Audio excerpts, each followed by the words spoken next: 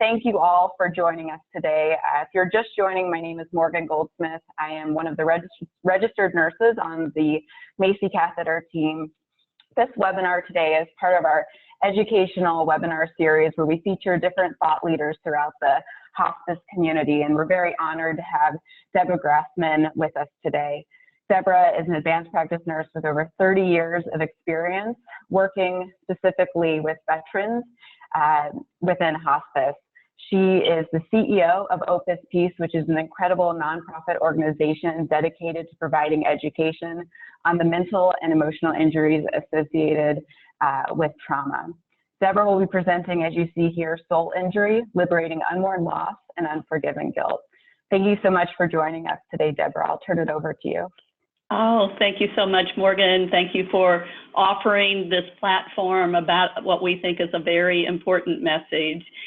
So I will contend that soul injury is an overlooked, unassessed wound, and my hope today, after this hour together, it will no longer be an overlooked, unassessed wound in your practice or even in your own personal life.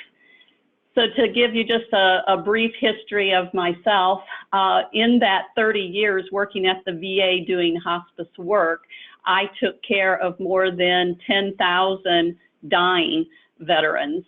And so you can appreciate that they are the source of information from which I will be speaking to you today. One of the things we saw in those 10,000 dying veterans was oftentimes their post-traumatic stress disorder became exacerbated at the end of life. At the same time, however, we saw something more than just PTSD, something that couldn't just be boxed up into that diagnostic and statistical manual for mental health that defines the criteria of PTSD.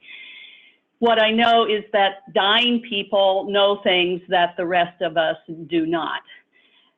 The day before you are given a terminal diagnosis, you pretty much take your life for granted. The day after you are given a terminal diagnosis, you suddenly wake up. And what you wake up to is the idea that your life matters. So that, to me, is the gift that death is.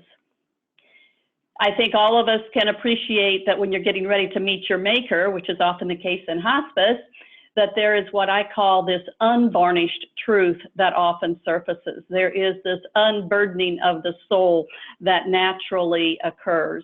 And for those of us who work in hospice, and I'm assuming that a lot of you do, we are privileged witnesses to this shift in perspective that occurs at the end of life when people wake up to how their life matters.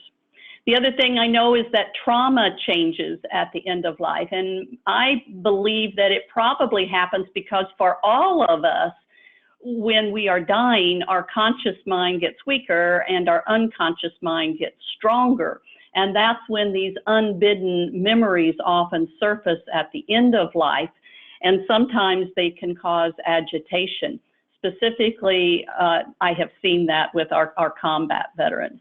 Now, there are thousands of hospice professionals, there are thousands of PTSD professionals, but there's really only a handful of professionals who have specialized in both hospice and PTSD.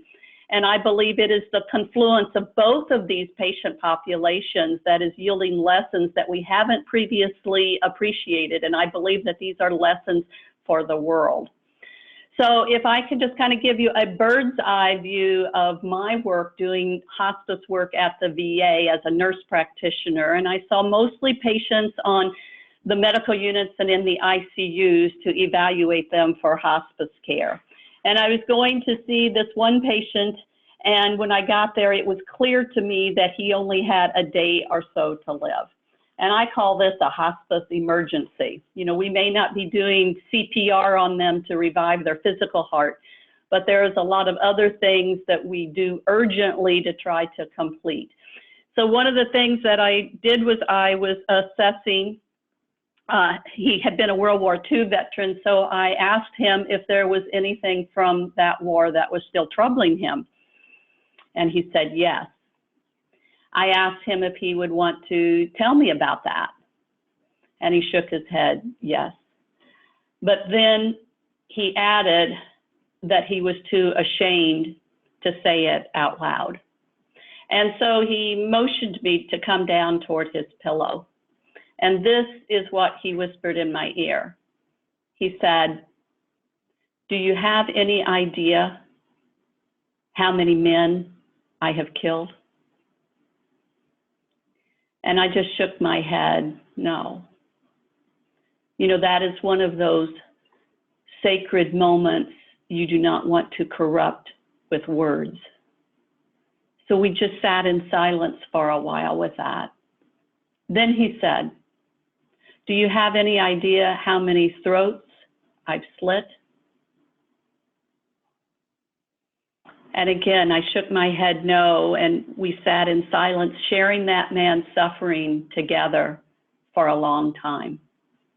And at length, I asked him if it would be meaningful if I said a prayer asking for forgiveness for the things that he had seen and done. And he shook his head yes. And so I placed my hand firmly on his chest, and I prayed something pretty close to this. Dear God, this man comes before you acknowledging the pain that he has caused others. He has killed. He has maimed. He hurts with the pain of knowing he did this. He hurts with the pain of humanity.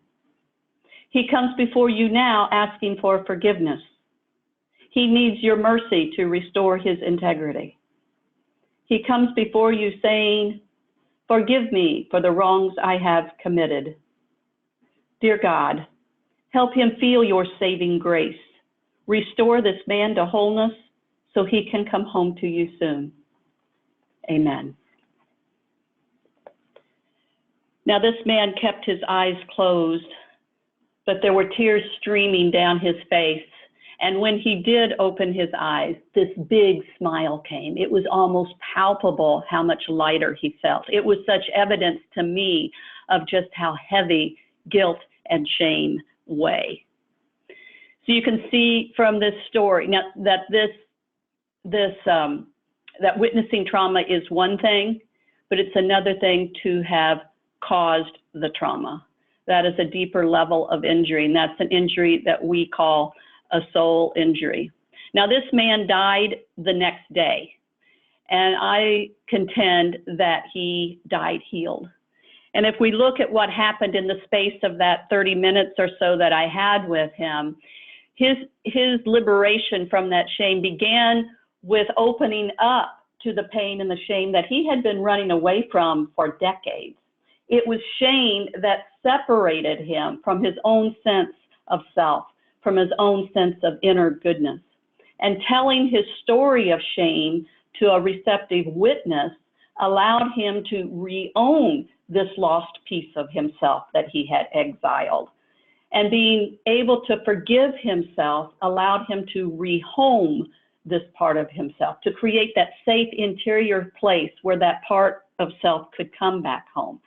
And there was that smile of relief that exemplifies the revitalization that happens when we recover the energy of parts of ourselves that we get separated from.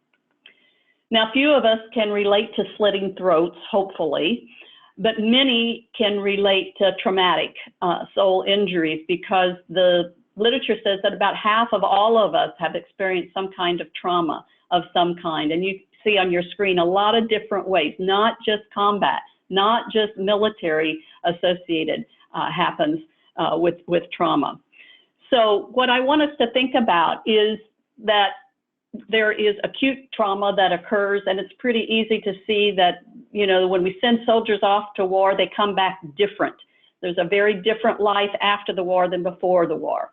Or in a non-combat situation, think about, say, a sexual assault.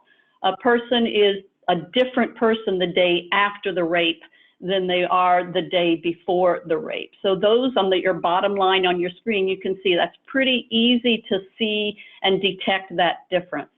But chronic trauma that might cause a soul injury is more gradual. These are a little bit harder to detect, and they're ones that I think get overlooked a lot. So I call these injuries insidious soul injuries. So I just want to give you an example. Many of you may be old enough to remember the TV show Lassie. When I was 5 or 6 years old, this was my favorite TV show. There's a picture of me at that age. So I'm watching Lassie one day, and she's about to be killed. She's in danger, and I think she's going to die, and so I'm crying. And at that moment, my father walks through the room, and when he sees me crying, he laughs at me. Well, I'm 5. Guess what decision I made? That day, I made a decision to never cry again.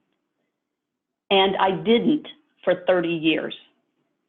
Now, I think you can appreciate that that might have had an impact on me. So let's look at the insidious impact that might have had on me. If you look up the definition of the word insidious in the dictionary, has 3 definitions. The first being developing so gradually as to be well established before it becomes apparent. So if you look at me as a 5 or 6 year old kid, I'm this cute little kitten, and I'm using this ball of yarn to kind of hide behind so I don't cry and what have you. Look at the next definition of insidious. Harmful, but enticing. So as I'm growing older, I'm a teenager, I'm still cute and what have you, but the yarn is starting to cover up more and more of me. You're seeing less and less of me. And the third definition of insidious in the dictionary is awaiting a chance to entrap. So that by the time I was 35 years old, I'm pretty much dead inside. And that ball of yarn is tying up my feet. So I'm a ceramic cat. I'm not even alive anymore. So a couple of points I want to make with this example is this soul injury in which I became separated from my own sense of self was caused by a very loving father. He had no intention to hurt me. And if he would have known it did, he would never have said what he said. So it was a rather insensitive comment to make to a kid. But there was no malintent there. It was my decision. I became ashamed of the part of myself holding pain. And that part of me ended up getting numbed out, deadened out, and I became disconnected. And my loss of personhood grew over time until by the age of 35, I was struggling with something that was causing me a lot of pain. And it suddenly occurred to me that maybe my fear of emotional pain was causing more harm than simply if I let myself feel the pain that was really there. So what I contend is that all of us have acquired insidious soul injuries in one way or another, ways that we get separated from our own sense of self. Now, you may ask, well, what keeps soul injuries embodied? And I believe it's 2 things. The first being unmourned loss. And loss is not just death or bereavement. It includes any failure, any disappointment includes loss. Think about a divorce. It may be a divorce that you really want, that's really needed, but it doesn't change that it's a loss. When you walked down the aisle on your wedding day, you didn't do it with the idea of, oh boy, I'm going to get a divorce, as soon as I can. It's still that loss of hope, it's loss of dreams, loss of your anticipated future, those types of things. And the other thing is unforgiven, guilt, and shame. I think you can appreciate, especially those of you who work in hospice, is that a lot of the work that we do is helping people review their lives. And often their regrets surface. And what we do is we help them mourn those losses that they experienced over their lifetime. And we help them forgive themselves and forgive others for the things they did or did not do that hurt others or hurt themselves. And often when we do that, often we would see this liberating shift that would occur. And sadly, what we would often hear is sometimes people would say, why didn't I learn how to do this years ago? Why did I have to be on my deathbed in order to learn how to do that?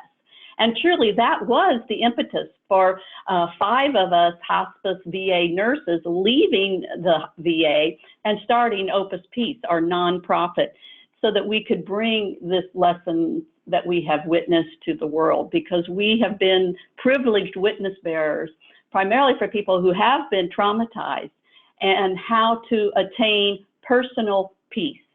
And ironically, these lessons about how to attain personal peace have come from people who were trained for war. So I'm going to show you a slideshow now that will require a little bit of reading on some of the slides, if you can make sure that you can be in a position to see your screen.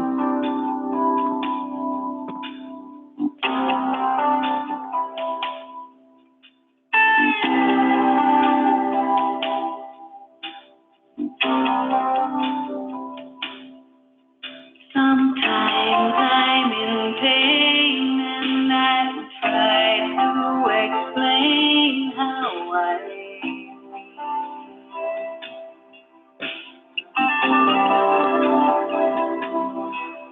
I know that you love me, you want to help me to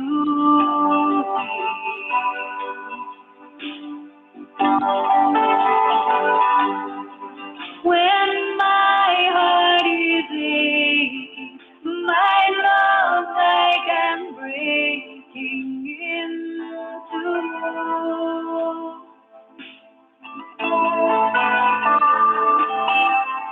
So you try to fix me, but that's not what I need from you.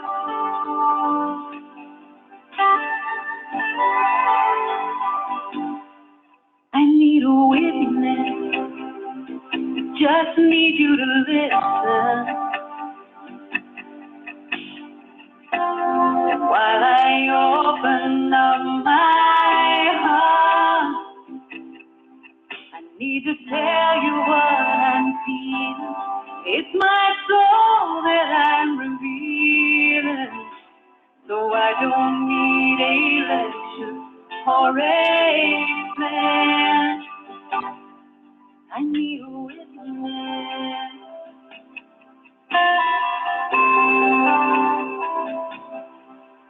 Please don't run away when I'm trying to say what's inside.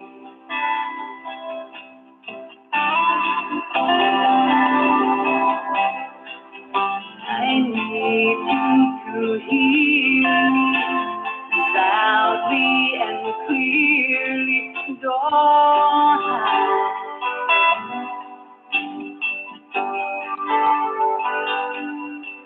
When I'm filled with worry, I don't need a jury of my fears.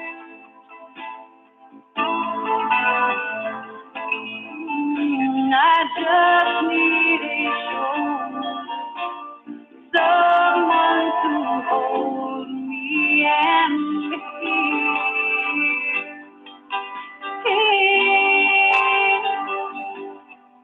I need a witness, just need you to listen while I open up my heart. I need to tell you what I'm feeling. It's my soul that I'm revealing, so I don't need a lecture or a plan. I need a witness.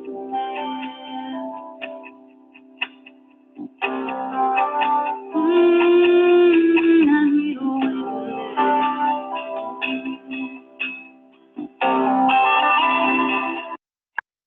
I need a witness.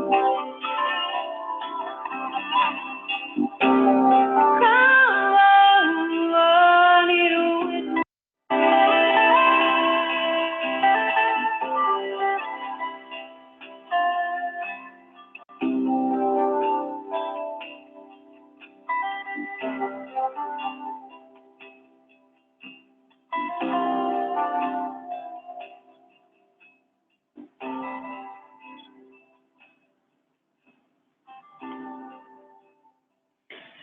So the questions that we need to be asking ourselves are, do we know how to bear witness to emotional pain? Are we prepared to do that with our own and with each other? And does our fear of emotional pain interfere with the witnessing process? And how could an understanding of soul injury help to dissipate that fear? So let's look at the definition of soul injury as we would put it forth.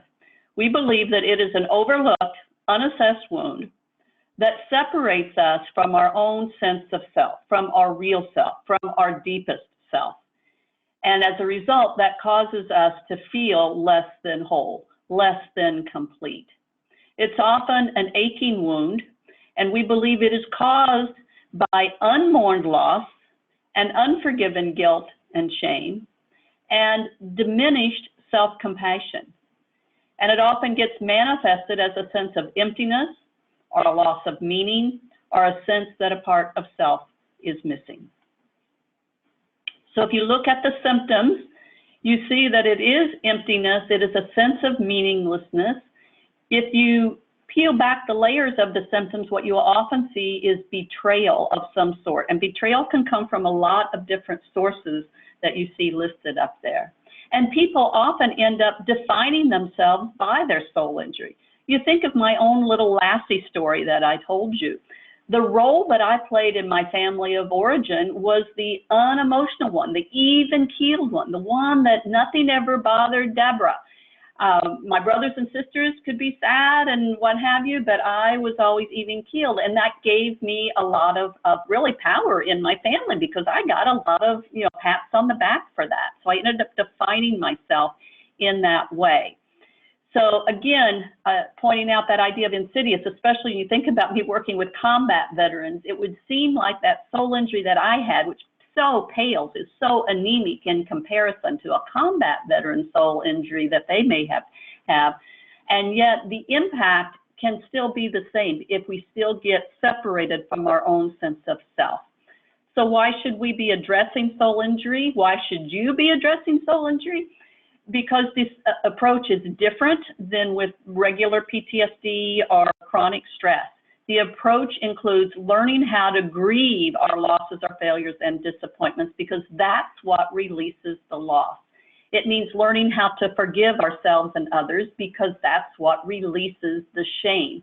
And grieving and forgiveness are not routinely taught in PTSD programs, nor in healthcare curriculum in general. Other than maybe you chaplains that may be on the line, you may have gotten a little bit of that, but for the rest of us, we really did not get that as a core part of our curriculum. Now, what you may say, well, what's the therapeutic? What's the clinical value of soul injury? And I can tell you that just the term can have dramatic impact. And just to give you an example, after I had spoken on soul injury, a woman came up to me out of the audience, and she said that her adult daughter had died suddenly of unknown causes, which caused her obviously a lot of grief. But many months after that, she told a friend of hers, she said to her friend, "My soul is dead." And her friend said, "Well, why would you say that your soul died?" And the woman said, "Because my soul is who I am." Okay, so you can see that's kind of how we are in Opus Peace define soul, that sense of our deepest self, of who we really are. Well, then the friend said this: "Your soul is not dead. You're just so injured that you can't reach it right now." See, that's the injury. We already have everything we need to be whole, to be complete. It's already there. It's just that there are these barriers of unmourned loss, unforgiven guilt and shame that keep us from accessing it, from reaching it. So the woman in the audience came up to me and she said, "I am so excited to find out that this has a name. And it gives me such hope." And I can tell you, I have had this kind of reaction over and over and over again. And it's such a great way to open up possibilities for having a discussion about the phenomena. So what I would tell you is that as a culture, we are categorically afraid of emotional pain. We are not taught how to lose or how to fail or how to grieve. In fact, we are encouraged to flee, to run away. So I would just ask all of you, and who there has ever taken a class on how to be a loser? Raise your hand. Or how to be a failure. You know, we don't take classes on how to do that. If you look at schools, educational systems, Television, advertisements, everything tells us how to win, how to succeed, how to achieve, how to hold on to, how to control. It does not teach us how to let go, how to lose, how to fail, how to be disappointed. So I just want to read to you the opening paragraph in my book, The Hero Within. See if you can identify with this. No one taught me how to fail. No one showed me how to lose. And because I never learned these things, I felt alone when they occurred. Sometimes I felt more than alone. I felt incompetent if I didn't win. I felt rejected if I wasn't the chosen favorite. I felt worthless or guilty if I couldn't please someone. Certainly, I never considered opening my heart for a class on how to experience losing and failing. I had spent the first half of my life running away from these things. I have spent the last half learning how to show up for the hidden lessons they contain. I discovered that paradoxically, the things I had been so fearfully fleeing were the very things that would free me to grow into my larger self. So again, we live in a culture that says you never have to say goodbye. You don't have to learn to let go. You can have it all. And that kind of mentality breeds fear of emotional pain. And fear of emotional pain causes us to get separated from our own sense of self. And that's what we believe causes soul injuries. Well, if we look at going back to where I've learned all of my lessons from veterans at how soul injuries get started, I want to introduce you to Paul Schutte. Paul Schutte is a professor at George Washington University in DC. He is a Vietnam veteran, and he talks about how he loved basic training. And he was especially good at target practice until they changed the target from a round circle to the outline of a human being. And once that happened, he could no longer shoot his weapon. And so he went to his commanding officer and reported that he couldn't do that. And of course, the commanding officer was not pleased and so gave him KP duty as punishment. So Paul is in the kitchen doing KP duty, and there's a large pot of boiling water on the stove. And Paul plunges his hands into the pot of boiling water so as to render them incapable of holding a weapon. Well, he was hospitalized, his injuries did heal, and he was then retrained to become a medic. So Paul became a combat medic, went to Vietnam, and he worked in the operating room. So I just want to read to you what Paul writes about what his last day in the OR was like. Here's what he writes. The patient was conscious and gently pleading to not let him die as we ran him straight into the OR. The medical team worked furiously to save this young soldier. The clattering noise of the instruments, the rhythmic breathing of the respirator, and the shouts for more blood were deafening. Then silence. He was dead. Everyone left the room. The doctor looked back at me and ordered, "Finish up here." I was left alone with this beautiful, lifeless body. I had seen dozens, maybe hundreds before, but this time I screamed to the heavens. A sound I had never heard came out of me, and then it happened. My soul vanished, escaped my body, and left me empty. My last weeks in Vietnam are a blur. I was escorted out of the OR that day, and I was ordered to never return. I left Vietnam on June 22nd, 1970. I wept as the Jeep pulled away. I was numb, and I was soulless. My arrival home was not a celebration. All that had been familiar was no longer. I was a stranger in my own land. I spent the next 14 years restlessly trying to do good. I was trying to coax my soul back. I became a hunter-gatherer of life. I lived in 10 different places, had 11 different jobs, had 6 significant relationships, and traveled to 20 different countries. I was on a mission, but I wasn't sure what the mission was. I now realize that I was suffering from soul injury, and I didn't even know it. So Paul was having a normal reaction to the abnormal situation he was in. And for having that normal reaction, he was banished from the OR. And why? Well, because good soldiers are supposed to be stoic.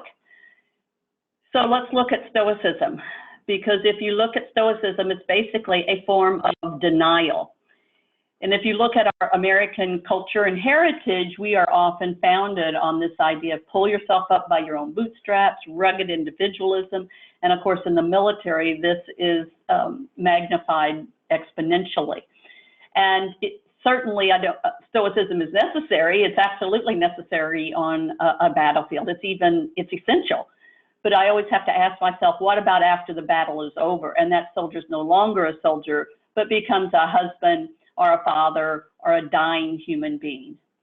Do you think Stoicism helps you have a peaceful death, or can you imagine that, in fact, it might interfere with peaceful dying if, in fact, you have to keep up this stoic front? So if you look up the definition of Stoicism, it says this: showing indifference to joy, grief, pleasure, and pain. Showing indifference. Think about the disconnect that has to happen in order for this to occur. Now, again, I'm not against Stoicism. We need it, and there's a lot of battles in life. There's a lot of days we have to pick ourselves up and just keep walking no matter, what we're feeling inside. But I tell people this: use your Stoicism more like a door that you can open and close at will, as opposed to a wall where you end up getting imprisoned behind it. Because the truth is, I think we need both the grit of Stoicism and the grace of our soul in order to be whole. We just want to be careful that we don't use Stoicism to block out the grace of our soul. So what 10,000 dying veterans have taught us, I believe, is that Stoicism is necessary in many ways, and it is a hindrance in other ways. And it's important to be able to make that distinction. So when we're talking about soul restoration, we're saying that it includes learning how to re-own these pieces of self that we've exiled off into unconsciousness or semi-consciousness, either one. Learn how to create a safe interior space where that part of self can come back home. And that way we can become whole. We can have our full vitality and the energy of all of these different scattered pieces of self. But to do that, we have to learn how to cultivate personal intimacy with the part of ourself carrying the emotional pain. And when I say the word intimacy, people usually think in terms of intimacy with other people, either emotional or sexual, whatever it might be. But I'm talking about intimacy within our own self, because if we don't know how to have an intimate relationship with the part of ourself holding our own emotional pain, we will go to everyone else and look for it. Morgan, I'll come to you and say, oh, Morgan, will you take my pain away? Will you make me feel better? Those kinds of things. Or we'll look for shortcuts. The obvious ones being alcohol or drugs or food. My favorite one is often TV, those types of things. So the idea is that rather than trying to disconnect from the emotional pain, the job really is to connect with that part of ourselves. That's how we restore the soul. That is the hero's journey within. And there's a poet, Derek Walcott, you're probably familiar with his work, and he says it much better than I. He puts it this way: the time will come when with elation you will greet yourself arriving at your own door, in your own mirror, and each will smile at the other's welcome. You see, that is personal intimacy, especially when you can greet that part of yourself holding your emotional pain. So you may say, why aren't we using grieving and forgiveness to restore our wounded souls? And I believe it's because fear often gets in the way, as this slideshow depicts.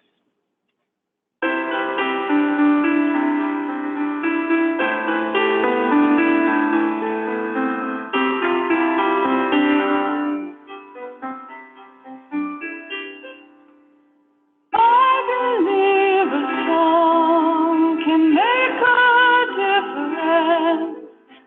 singing for your life, dear brother. You are a precious soul, longing to be whole. Fear gets in the way of healing. Open your eyes, you might be surprised to find that you have all you need to plant the seed of faith.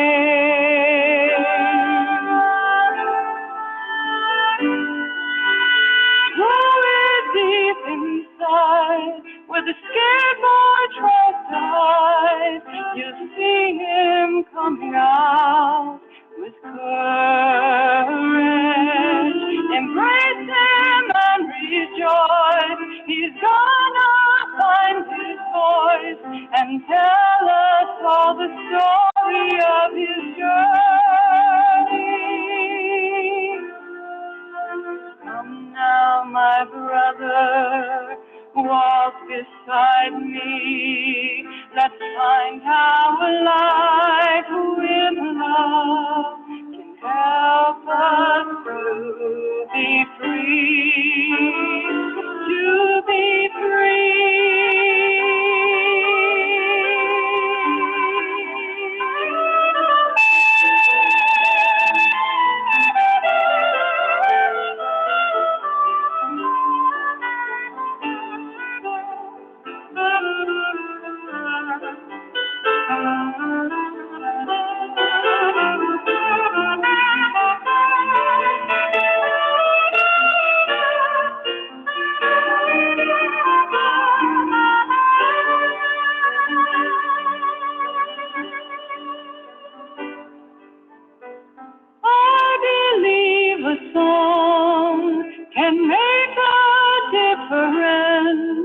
I mean it from my heart, dear brother.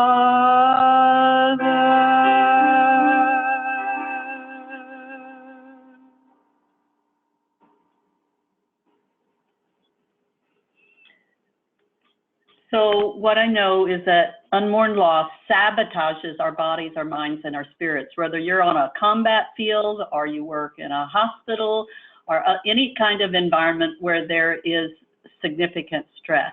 And what happens is when you box up your pain, your vitality, your personhood, your passion gets boxed up as well. And that is a recipe for losing ourself. In other words, creating a soul injury. And soul injuries, I believe, are fatal if they deaden your sense of being. So there's a famous saying that goes like this: those who grieve well, heal well. And the reason that's true is because then the grief doesn't have to be stored. Grief is the normal, natural expression of loss, disappointment, and failure. Grieving releases that emotional pain. So grieving is creative. It helps us let go of what was and helps us open up to what is. So grieving is not a destructive process. It is unmourned grief that is the destructive process.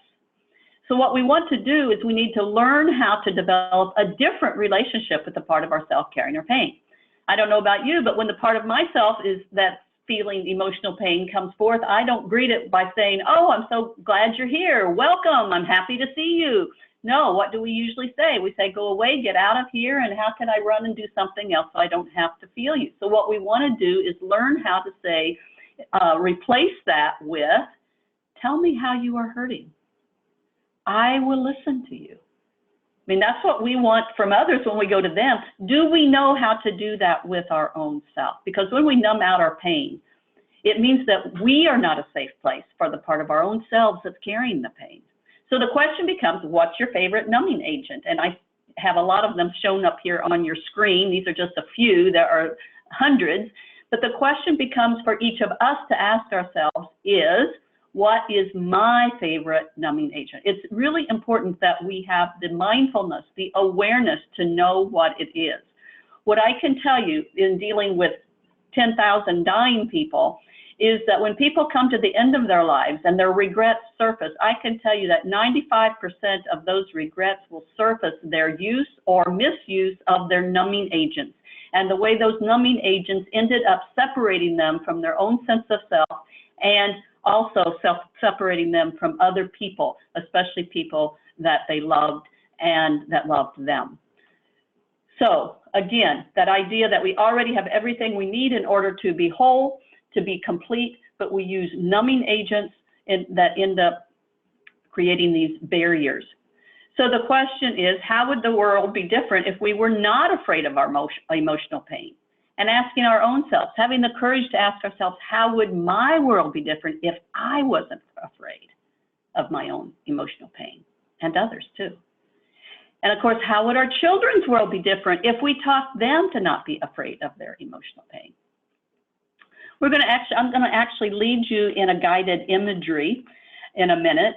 It's only going to take about 3 or 4 minutes, but I do want you to be in a comfortable position. And the purpose for this is we're going to create an interior space whereby emotional pain and peace can sit side by side without fear.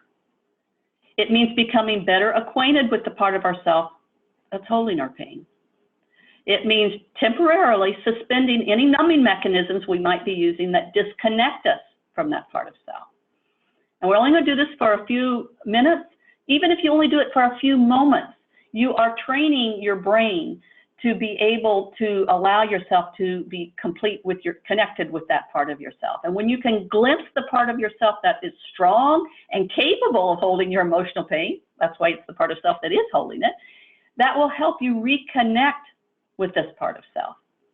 So rather than letting the amygdala, and that's that midbrain that does the fight or flight or freeze stuff, and that fear-based brain control you, which is what fear does, it means learning how to make some different connections between the synapses of the nerves in your brain.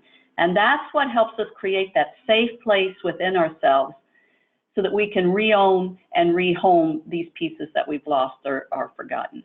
And so as a result, that's how we become more whole and complete. So if you will, if you could just get into a comfortable position, and we're going to take about 3 or 4 minutes. So if you can, lower your eyes or close them completely so that you can turn away from the outside world and focus just a little bit on your interior world. Notice your breathing as it comes and goes so quietly, so effortlessly. And now let yourself take a few deep breaths, inhaling deeply, and then exhaling, letting the breath go, almost like a sigh of relief. Just do that a few times at your own pace, deep breathing, paying attention to the breath. And now relax your breath and just let your body breathe however it wants to.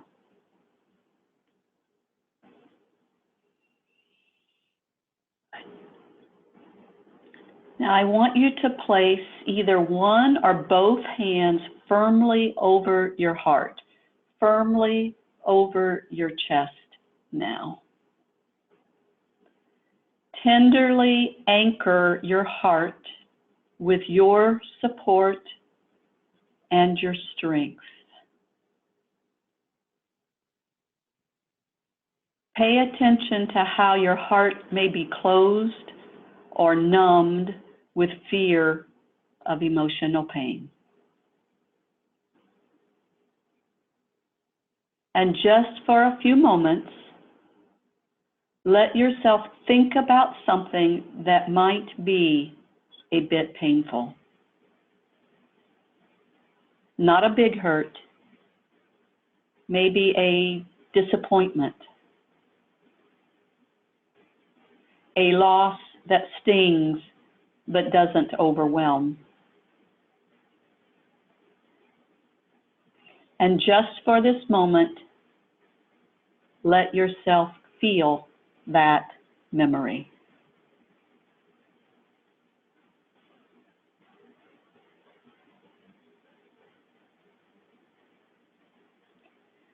The pain you are feeling is real.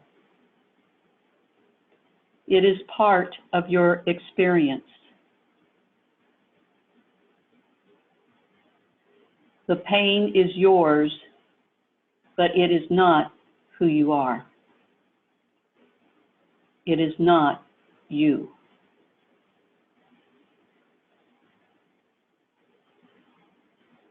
You can feel the pain that you have, but it doesn't have to define who you are.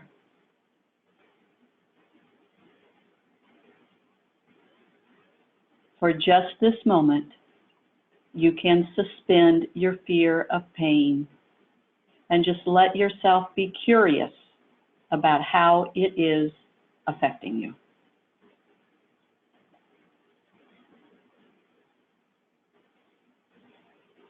You do not need to be afraid of who you are or who you are not.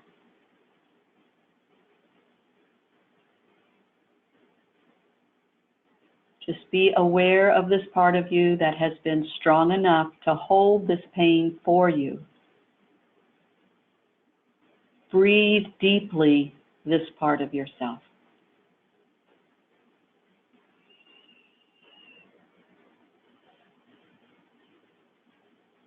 Know that this too is a part of who you are.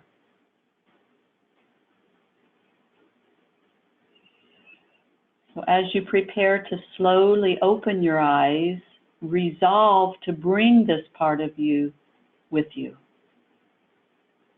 Know that this is the place inside of you that is able to let pain and peace sit side by side without fear.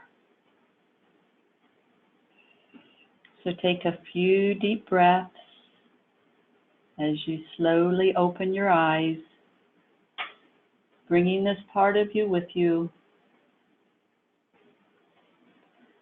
and allowing yourself just a little glimpse, a little space to allow pain and peace to be together without fear.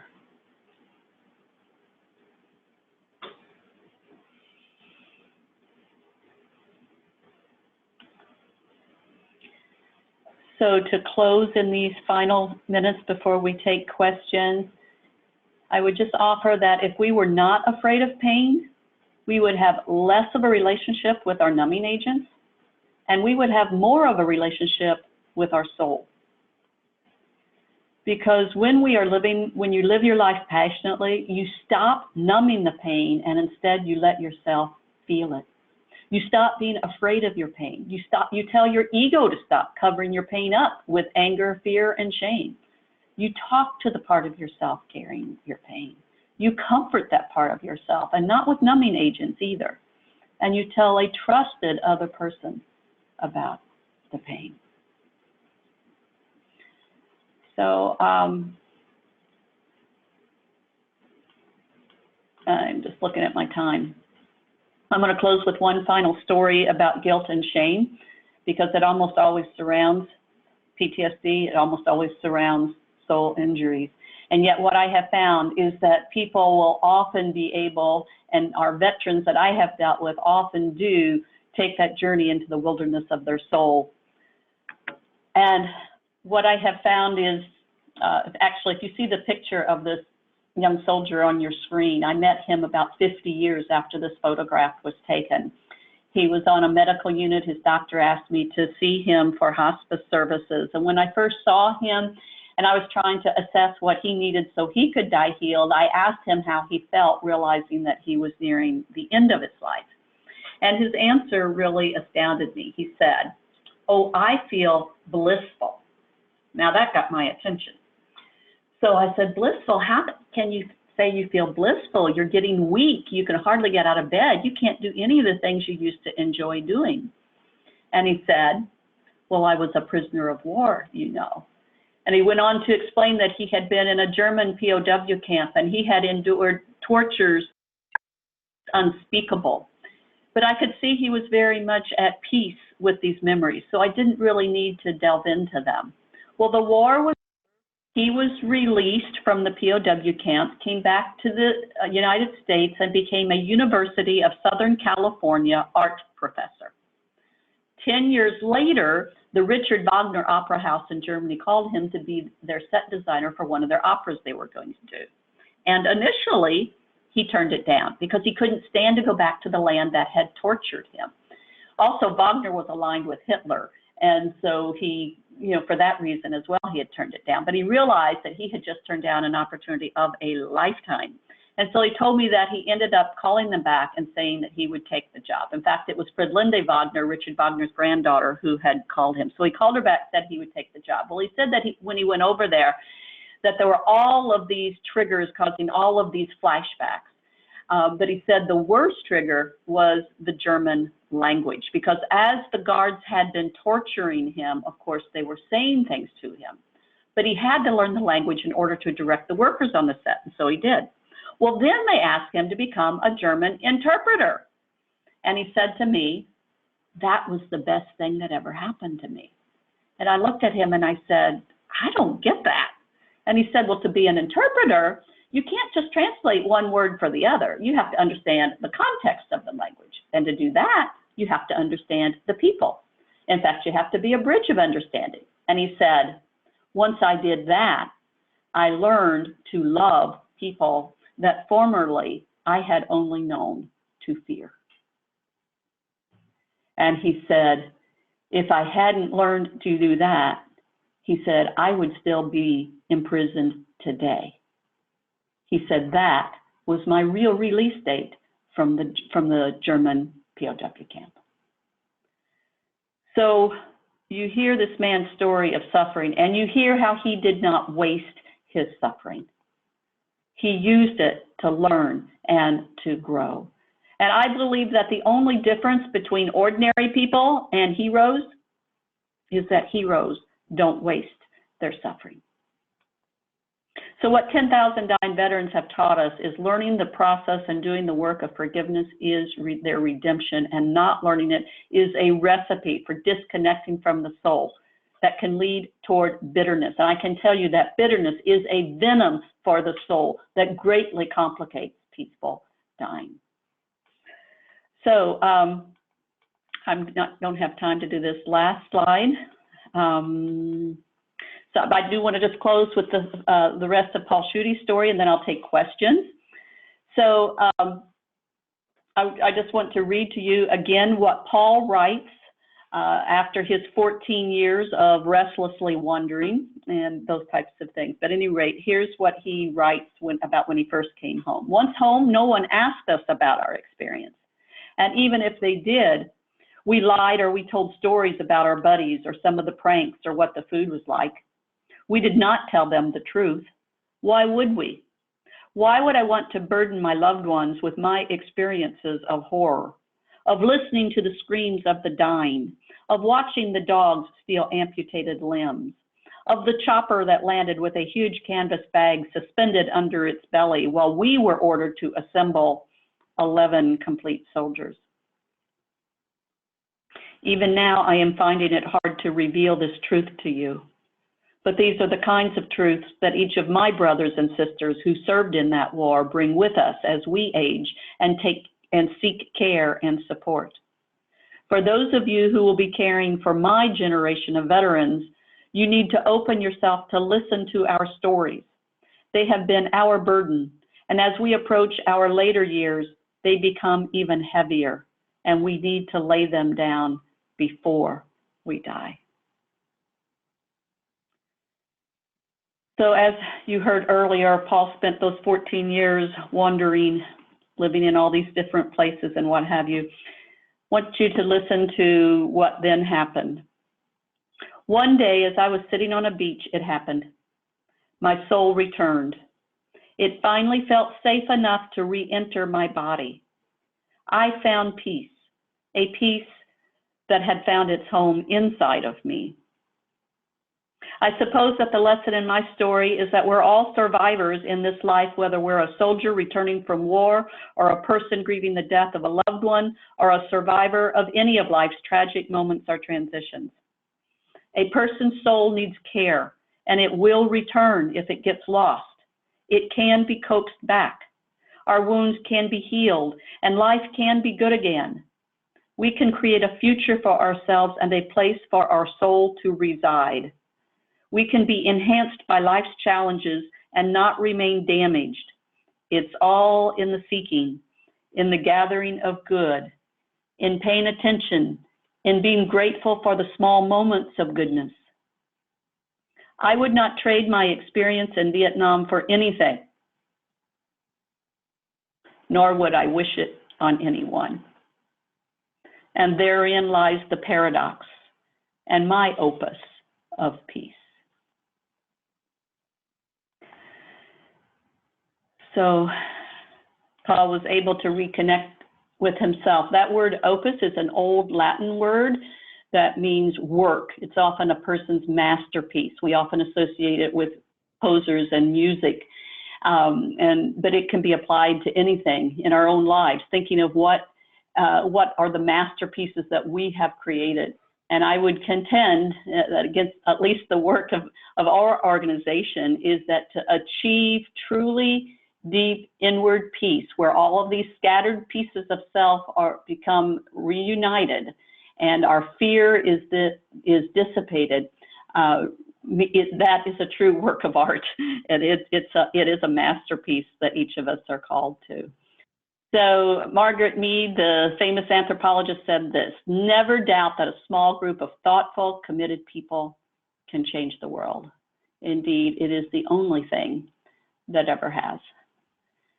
So these 5 VA hospice nurses are maybe naive enough to believe what Margaret said, but we have let the 10,000 dying veterans inform us, and we don't want what they have taught us to be lost. Deborah, thank you so much. I think I have 3 pages of notes here, but first and most importantly, as a granddaughter and a daughter of a career veteran, I can't thank you enough, and as a fellow nurse, for all of your work and the education that you've brought to this community. This was a very powerful message to share, and it's an honor to have had you join us today, so thank you.